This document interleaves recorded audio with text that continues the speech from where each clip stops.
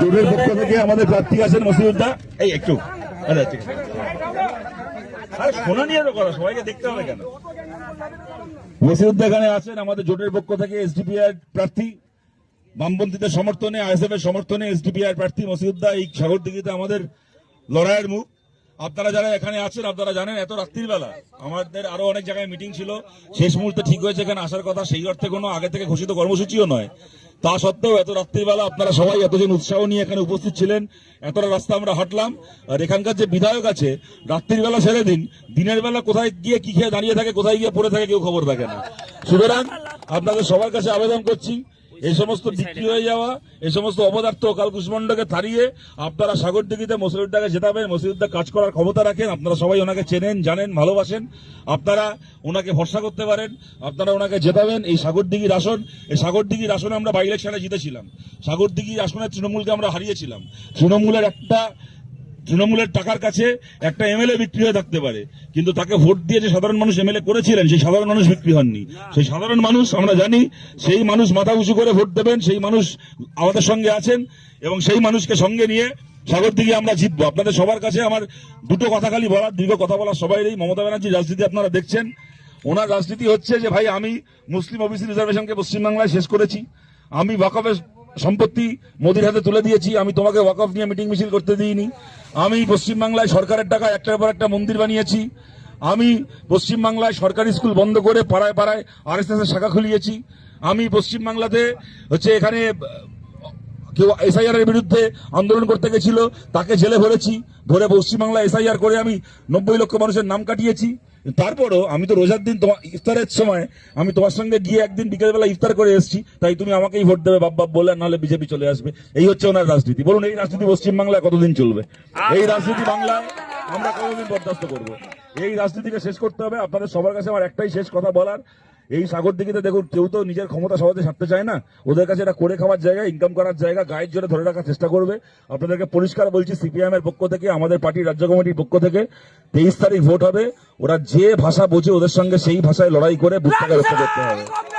সেইটা করতে গিয়ে এইটা বড় কথা নয়, এইটা যেটা বললাম এটা বড় কথা নয়, পরের কথাটা বেশি গুরুত্বপূর্ণ। এটা করতে হবে।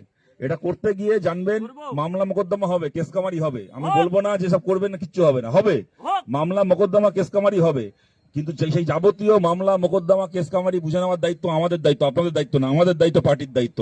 আমাদের পার্টির পক্ষ থেকে যাবতীয় মামলা মোকদ্দমা কেস কামারি থানা পুলিশ সব আমরা সামলাবো। ওরা যে ভাষা বোঝে ওদের সঙ্গে সেই ভাষায় লড়াই করে 23 তারিখ এই কেন্দ্র আমাদেরকে জিততে হবে, 4 তারিখ বিজয় মিছিল করতে হবে। আপনাদের কাছে এই আবেদন থাকলো, সবাই আপনারা জেতাবেন মসিউদ্দাকে। ধন্যবাদ। দেখুন ওরা একটা গদ্দারকে কিনেছে, ঠিক আছে, একটা গদ্দার তাকে পয়সা দিয়ে কিনে থাকতে পারে, কিন্তু যে মানুষ এখানে ভোট দিয়েছিলেন সাগরদিঘিতে বাই ইলেকশনে, সেই সাধারণ মানুষ গদ্দার নন, তারা বিক্রি হননি। তাদেরকে কেনার মতো ক্ষমতা মমতা ব্যানার্জির নেই।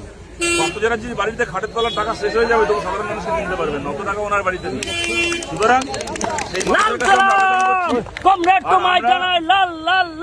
আপনাদের মাধ্যমে সাগরদিঘিতে অনেক কংগ্রেসের সমর্থক রয়েছেন, আমরা কংগ্রেসের সমর্থকদের কাছে আবেদন করছি, যখন জোট করে লড়াই হয়েছে আমরা জানপ্রাণ দিয়ে আপনাদের প্রার্থীকে জেতানোর জন্য এখানে পরিশ্রম করেছিলাম। আমরা বাইরন বিশ্বাসকে চিন্তামও না, জানতামও না। অদিত চৌধুরী বলেছিলেন বাইরন ইজ লাইক আয়রন, ভেবেছিলাম বিরাট একটা লোহার টুকরো হবে, সে যে মরছে ধরা লোহা কে জানতো। কিন্তু আমরা জিতিয়েছিলাম, আমরা প্রাণপাত পরিশ্রম করেছিলাম, সে বিক্রি হয়েছে, গদ্দারি করেছে। সাধারণ কংগ্রেসের সমর্থকদের কাছে আমরা আবেদন করছি, আপনারা যদি মনে করেন যেটা হয়েছে সেটা অন্যায় হয়েছে, তাহলে আপনারা এখানে জোট প্রার্থীকে সমর্থন করুন, আপনারা মসিউর রহমানকে সমর্থন করুন। আমরা চেয়েছিলাম বোঝাপড়া হোক, বোঝাপড়া কেন হয়নি, কি জন্য হয়নি আপনারা সবাই জানেন। আমি তার জন্য সে কথাগুলো নতুন করে বলছি না, আমি সেই দোষারোপের খেলা খেলতে চাই না। কিন্তু সাধারণ কংগ্রেসের কর্মীদের কাছে আমরা গোটা মুর্শিদাবাদের এবং সাগরদিঘি সাধারণ কংগ্রেসের কর্মী সমর্থকদেরকে বলছি, আপনাদের সাথে আমাদের কোনো লড়াই নয়। আমরা মোদীকে হারানোর জন্য, আমরা মমতা ব্যানার্জিকে বাংলা থেকে তাড়ানোর জন্য আমরা লড়াই করছি। আপনাদেরও আক্রান্ত হতে হয়েছে, আপনাদেরও ঘর পুড়েছে, আপনাদের উপরও অনেক অত্যাচার হয়েছে, পঞ্চায়েতে আপনাদের কর্মী এই মুর্শিদাবাদে খুন হয়েছে। আপনাদের কাছে আবেদন করছি, আপনারা এই লড়াই আমাদের পাশে থাকুন। যারা ঐক্যকে ভেঙেছে, কিছু নেতা ঐক্য ভেঙে থাকতে পারে, কিন্তু আমরা চাই সাধারণ কর্মীদের, জনগণের ঐক্য হোক। সাগরদিঘিতে মসিউর রহমানকে আপনারা জেতান, জিতে আপনাদের আশীর্বাদকে মাথায় নিয়ে কাজ করবে। সাগরদিঘি যে বিধায়ককে পেয়েছেন, আমাদের লজ্জা, আমাদের দুর্ভাগ্য। এরকম একটা বিধায়ক সোজা হয়ে দাঁড়াতে পারে না, সন্ধ্যের পরে সে বিধায়ক হয়ে গেছে, এটা আমাদের লজ্জা।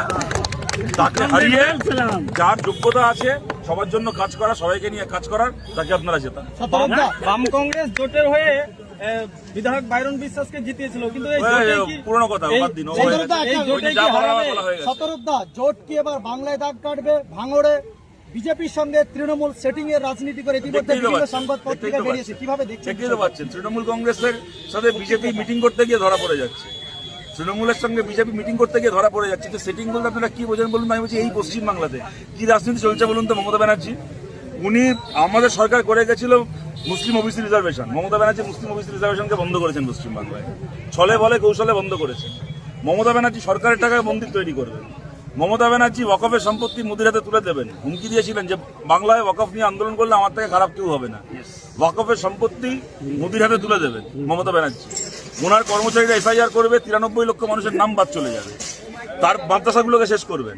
তারপরে সরকারের টাকায় মন্দির বানিয়ে ওয়াকফের সম্পত্তি মোদির হাতে তুলে দিয়ে এসআইআর করিয়ে মুসলিম ওবিসি রিজার্ভেশন শেষ করে তারপরে রোজার মাসে গিয়ে সিদ্দিকুল্লাহ চৌধুরীকে পাশে নিয়ে বসে ইফতার করবেন, করে বলবেন যে দেখো আমি ইফতার করেছি তোমাদের সঙ্গে, তাই আমাকে ভোট দাও, নাহলে বিজেপি চলে আসবে। এই রাজনীতি কতদিন চলবে বলুন?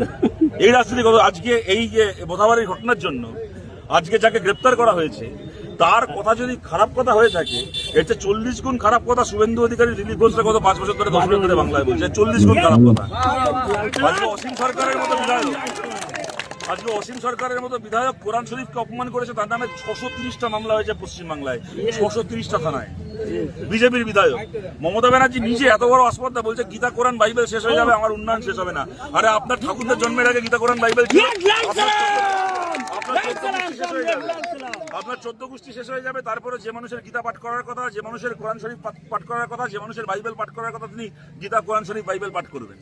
কিন্তু আপনার এত বড় আসপর্দা, আপনি বলছেন আমাদের কমিউনিস্টদেরকে, আমাদেরকে লোকে বলে যে আমরা ধর্ম মানি না, আমরা নাস্তিক। আমরা কোনোদিন কোনো মানুষের ধর্মকে, পবিত্র ধর্মগ্রন্থকে কোনোদিন অপমান করতে যাই না, কোনোদিন ছোট করতে যাই না।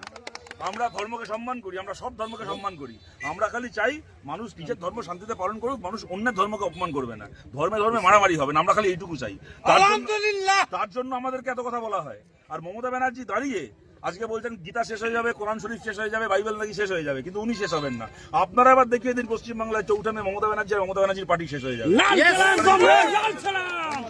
দেখিয়ে দিব, আপনি যার সমর্থন এসেছেন দেখিয়ে দিব জিতিয়া। লাল সালাম কমরেড।